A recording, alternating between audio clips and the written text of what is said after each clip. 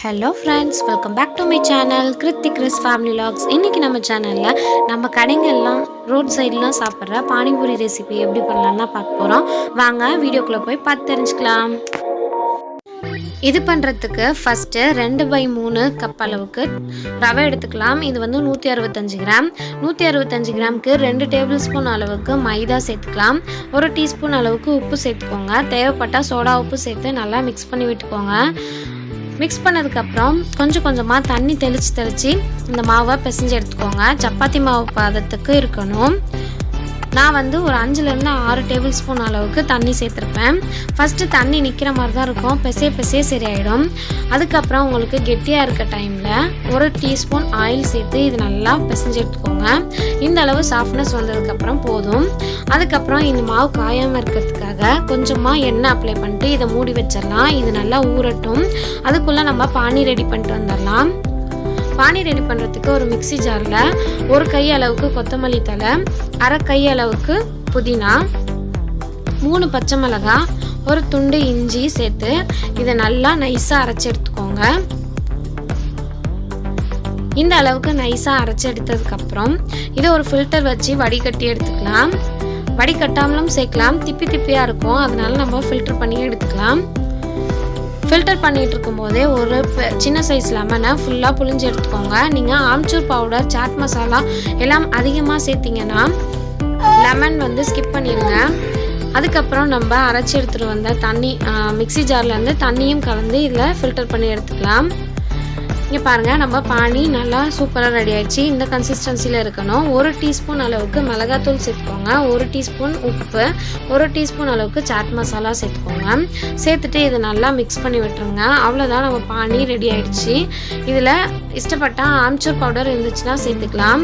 புளிப்பு, உப்பு எல்லாமே கரெக்டாக இருந்துச்சு, காரம் எல்லாம். அடுத்தது நம்ம ஸ்டஃபிங் மசாலா ரெடி பண்ணிடலாம். அதுக்கு நான் ஏற்கனவே 3 உருளைக்கிழங்கு இந்த மாதிரி வேக வச்சு எடுத்து வச்சுருந்தேன். அதை மசிச்சுட்டு வெங்காயம் இந்த மாதிரி பொடியாக கட் பண்ணி அதில் 1/4 கப் அளவுக்கு சேர்த்துக்கோங்க.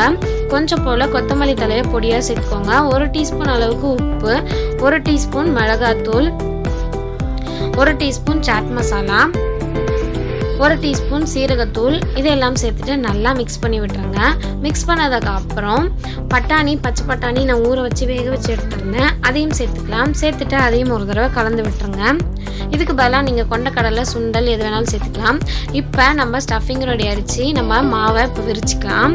ஒரு தடவை நல்லா மசாஜ் பண்ணுற மாதிரி கொடுத்துட்டு அதுக்கப்புறமே விரிக்க ஸ்டார்ட் பண்ணிக்கோங்க. இப்போ நம்ம தேய்ச்சி எடுத்துடலாம். நல்லா மெலிசாக தேய்க்கணும். உங்களால் எந்த அளவு ப்ரெஸ் பண்ணி தேய்க்க முடியுமோ அந்த அளவு ப்ரெஸ் பண்ணி தேய்ச்சிக்கோங்க. இது கொஞ்சம் ரொம்ப கஷ்டமாக இருக்கும், தேய்க்கும் போது டைட்டாக இருக்கும்.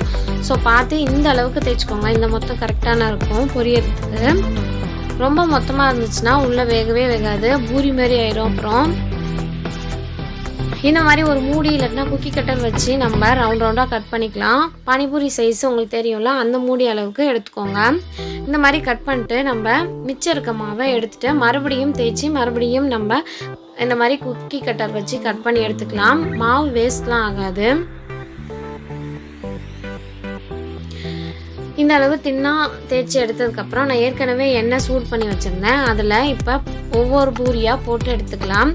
பூரி நல்லா வேகணும்னா எண்ணெய் நீங்கள் உள்ளே புஷ் பண்ணி விட்டு எண்ணெயை தெளித்து விட்டுக்கிட்டே இருக்கணும். எண்ணெய் வந்து இது பொரிக்கிறதுக்கு மிதமான சூட்டுக்கும் கொஞ்சம் அதிகமாக இருக்கணும்.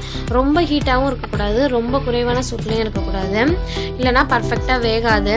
இந்த மாதிரி பொன்னிறமாக வந்ததுக்கப்புறம் உடனே எடுத்துடக்கூடாது. டபுள் சைடும் நல்லா திருப்பி போட்டு கலர் நல்லா சேஞ்ச் ஆனதுக்கப்புறம் தான் எடுக்கணும். இந்த கலர் பர்ஃபெக்டாக இருக்கும். ஏன் சொல்கிறேன்னா, நீங்கள் பொரிச்சு எடுத்துட்டோன்னு நினைப்பீங்க, அப்புறம் எடுத்ததுக்கப்புறம் அது வந்து நீங்கள் நொறுக்கும் போது அப்படியே நமுத்த மாதிரி ஆகிடும். இப்போ கிறிஸ்பினஸ் இங்கே பாருங்கள், நான் உடச்சி காமிக்கிறேன். நம்ம இந்த அளவு வேக விட்டதுனால தான் இந்த அளவு கிறிஸ்பினஸ் இருக்குது. இப்போ வந்து நம்ம ஸ்டஃபிங்கை உள்ளே வச்சிடலாம். அதுக்கு நான் ஒரு பூரி எடுத்து இந்த மாதிரி நொறுக்கி விட்டுக்கலாம். நொறுக்கி விட்டதுக்கப்புறம் உருளைக்கிழங்கு மசாலாவை இதுக்குள்ளே வச்சுக்கோங்க. வச்சதுக்கப்புறம் கொஞ்சம் வெங்காயம், ஒரு சின்ன கொத்தமல்லி இலை வச்சுட்டு நம்ம ரசத்தில் முக்கி எடுத்து சாப்பிட வேண்டியதான். நம்ம ரோட் கடை பானிபூரி ரெடி ஆகிடுச்சு. இந்த ரெசிபி நம்ம வீட்டிலேயே ட்ரை பண்ணி பார்க்கலாங்க. இந்த ரெசிபி பிடிச்சிருந்துச்சுன்னா மறக்காமல் கமெண்ட் பாக்ஸில் கமெண்ட் பண்ணுங்கள். நம்ம சேனலை சப்ஸ்கிரைப் பண்ணி பக்கத்தில் இருக்க பெல் பட்டனை கிளிக் பண்ணி ஆல் என்ற சிம்பிளை அழுத்தி வச்சுக்கோங்க. தேங்க்ஸ் ஃபார் வாட்சிங். பாய்.